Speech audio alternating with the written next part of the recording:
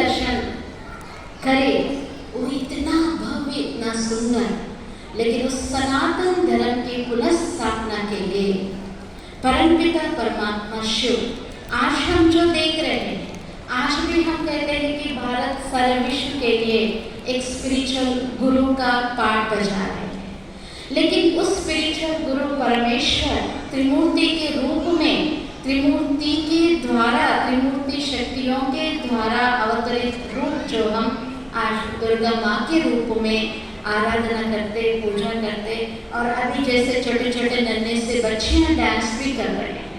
उस डांस में आपने अगर गौर करके देखे हैं, आप सब भी जिसको बहुत रूप में आनंद लिया है, उसमें देवी माँ का एक रौद्र रूप है, एक सौम्यता का रूप है, एक समत्व बैलेंस रूप है, मतलब जो अष्ट शक्तियों का, सर्व गुणों का, नवरसों का जो रूप है, जब वो संहार करते हैं, वो बच्चों के डांस में वो एक्सप्रेशंस दिखाया जाता है, खास इस कुचिपुड़ी डांस।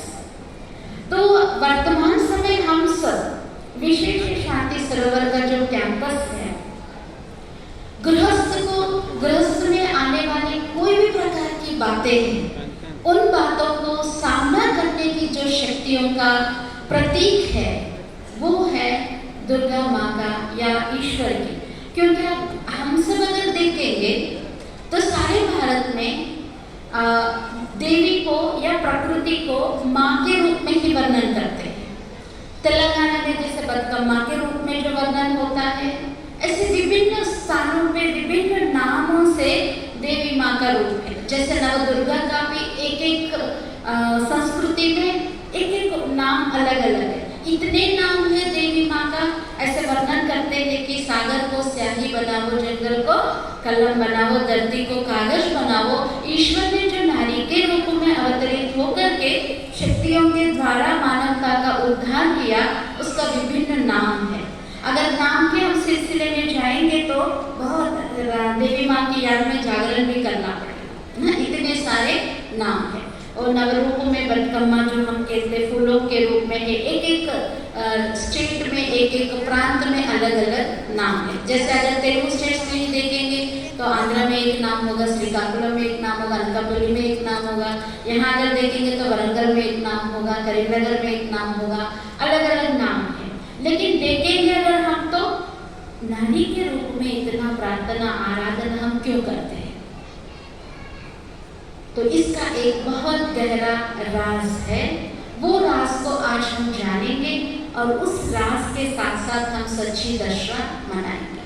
वो एक राज है, जैसे हम आप सबका जब अभिनंदन कर रहे थे शुरू में, भाई और बहनें, सोदरीलो मरियो सोदर, ये भाई और बहन का नाता कब होता है? जब हम शारीरिक रूप में देखते हैं। लेकिन ईश्वर को कहते हैं देव देव महादेव। तो ये सृष्टि में, विश्व में एक ही ऐसा विशेष व्यक्तित्व है, विशेष है, वो है निराकार शिव, जिसको परमेश्वर और पार्वती उनका बताते ना अर्धनारीश्वर रूप, आधा हिस्सा जो है नारी के रूप में दिखाया, पार्वती है ना। तो इतना इसके अंदर गहरा राज है, अगर उसकी गहराई में जाएंगे तो लंबा रहेगा। पर वो सब पार्वतियाँ, मतलब आज हम जो देवी माँ के नवरूप में आराधना कर रहे, बतकम्मा के रूप में जो हम कहते हैं, वो सबके पीछे राज है। इस सृष्टि रंगमंच पर ईश्वर से दूर होकर इस सृष्टि में पाठ बजाने वाले, वो चाहे पुरुष का देह लिया हुआ हो या स्त्री का शरीर लिया हुआ हो या बच्चे के रूप में है, कोई भी है, वो आत्मा को स्त्री कहा जाता है, परमात्मा को पुरुष कहा जाता है। जब पुरुष परमात्मा को हम आत्मा स्त्री सदा अपना कंपेनियन, भागस्वामी, जीवित तोड़ो ना, अगर अपने जीवन का हिस्सा बनाएंगे, अपने जीवन का पार्टनर बनाएंगे, तब देखिए आपके जीवन में कोई भी, हम सबके जीवन में कोई भी प्रकार की समस्या नहीं आएगी। तो वो तब संभव होगा जब हम राजयोग का अभ्यास करते हैं। तो ये जो सनातन धर्म की संस्कृति का, जैसे बच्चे सब दो प्रकार के ग्रुप के डांस आप सबने देखा, एक है भारतीय संस्कृति की देवताओं की जैसा सुंदर रूप में अलंकार, और एक डांस ग्रुप था हम सब जो गृहस्थ में रहते हुए भी कैजुअल है ना। तो हम अंदर की जो आत्मा है उसको हम संस्कृति से सजाना, जैसे बच्चे इतना अच्छा सज धज के सामने आए, सबका मन उल्लास हुआ, అందరి మనసు ఉల్లాసంగా ఉండేనా? మరి మరొకసారి ఆ పిల్లలకి క్లాస్తో అభినందిద్దామా? तो वो इसका प्रतीक है, हम अपने मन को अच्छे संस्कार, अच्छी चलन, जैसे वो अपना गिरा हुआ चीज भी लेने आएंगे ना, तो एक एक स्टेप, तो हम अपना अगर आपस में गृहस्थ में कोई चीज खो भी जाती है, कोई चीज की अनबड़ी भी हो जाती है, कोई समस्या भी आ जाती है, तो हम मर्यादा पूर्वक सत्यता को सभ्यता के साथ, सत्यता को सौम्यता के साथ हम एक दूसरे से इतना अच्छा व्यवहार करें जो हमारी मन की संस्कृति सदा, ये से बच्चे अलंकार से बहुत सुंदर दिख रहे थे ना अभी, जैसे त्रिमूर्ति शक्तियों का हम सामने दर्शन कर रहे हैं, बहुत सुंदर लग रहे हैं ना। तो हमारे मन को इन दिव्य शक्तियों से सदा सुसज्जित रखे। दूसरा, गरबा खेल रहे थे, इतना अच्छा झूम रहे थे, अगर घर में कारोबार में 1 घंटा अगर ऐसे करने के लिए कहे तो क्या हो जाएंगे, टांगे दुख जाएंगे, लेकिन खुशी में सारी रात गरबा करने के लिए कहेंगे तो आराम से करते है ना। అంటే ఏంటి, ఇంట్లో ఉన్నటువంటి పనులు చేయడం అంటే మనకి సమస్య, కానీ ఆడడానికి నడుము నొస్తుంది, కాళ్ళు వస్తుంది, మోకాళ్ళు వస్తాయి, పాదాలు వస్తాయి ना, क्या क्या दुखता है। और कभी आपको जो पसंद नहीं उनके लिए चाय बना के देना है तो सिर दर्द बोल रहे हैं, या तो सिर में चक्कर आ जाएगा।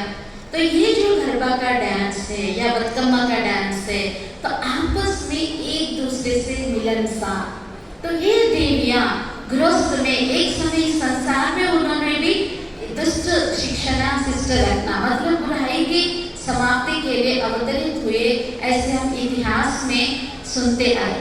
तो अभी ये समय है, हम इस संसार के इतिहास को इन देवी माँ या परमेश्वर की कृपा से परिवर्तन करने का समय है। जैसे हम श्री कृष्ण जी की कहानी में सुनते हैं, तो वो यादव वंशी, इప్పటికి కూడా యాదవులకి గర్వం ఉంటుంది ఏమని, कृष्ण वंशीला में है ना।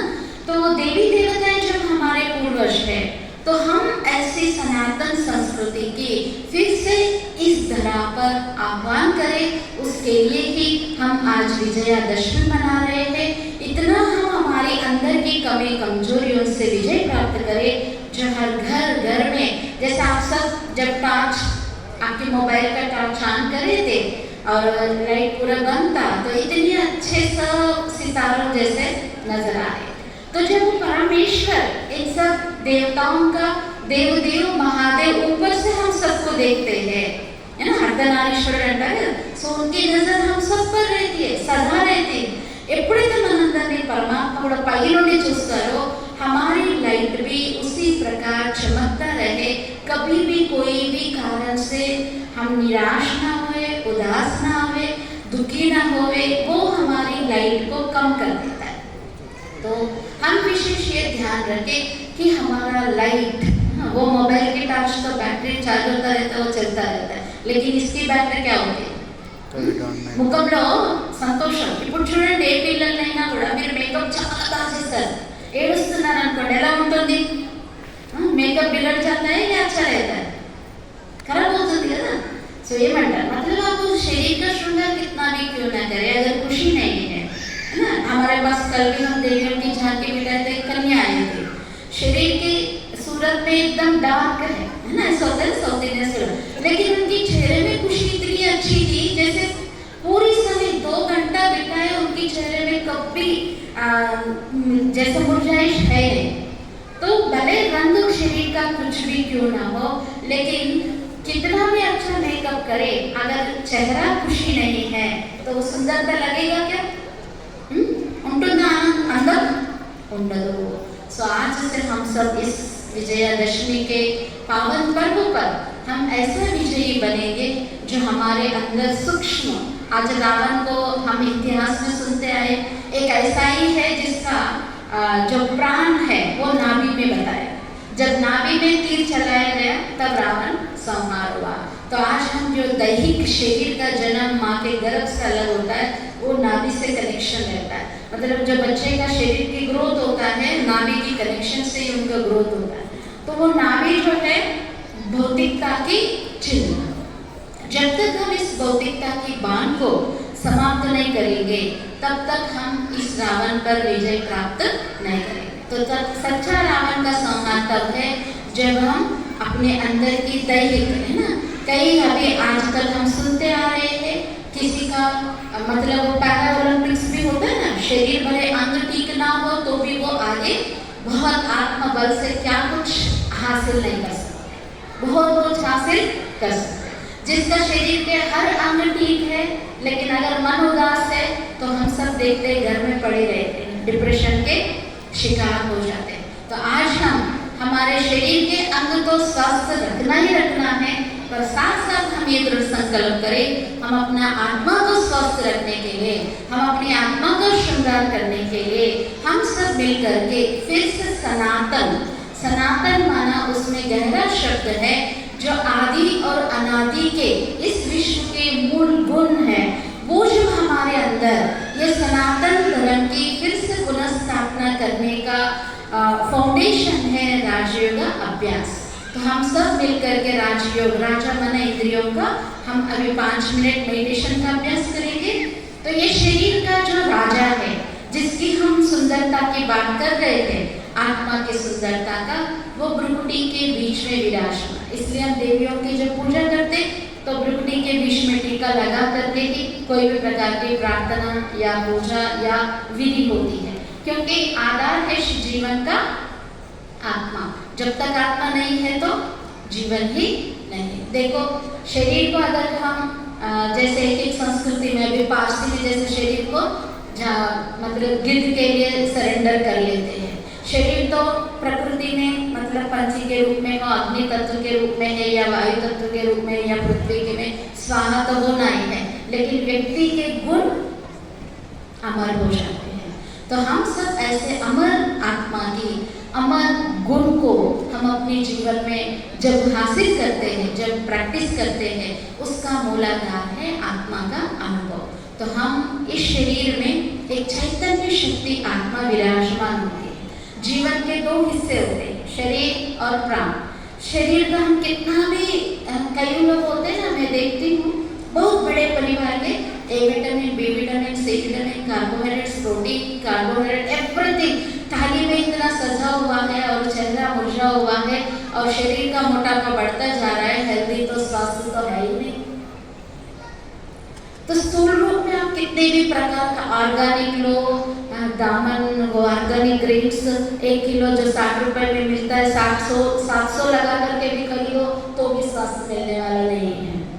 शरीर में एक ऐसा सिस्टम है, अगर आप खुशी से, है ना, देखते ही कईयों की थाली में तो चावल में मिर्ची पाउडर और घी लगा करके ही खाते हैं, लेकिन वो स्वस्थ रहते हैं। सो मेन बात कहने का है, हमारा शरीर हमारे खाने को भी तब स्वीकार करता है आप मेंटली प्रेजेंस हो। ऐसा नहीं मोबाइल देखते जा रहे, खाते जा रहे, या टीवी देखते जा रहे, खाते जा रहे। तो देवताओं की जो जीवन शैली है, जैसे बच्चियों ने बहुत सुंदर रूप में क्लासिकल डांस में प्रेजेंट किया, हर चीज की एक पोस्चर, सभी को खुशी हुआ ना जब दुर्गा माँ की पोस्टर में वो बच्ची खड़ी हुई थी, सभी ने जोरदार तालियों से अभिनंदन किया। तो हम अपना खाने की, जैसे अब वेंकटेश्वर स्वामी का भी एक हरिहर गीत पर बच्चे कर रहे थे, उसमें कितना अच्छा उनका एक एक कर्म की गायन होती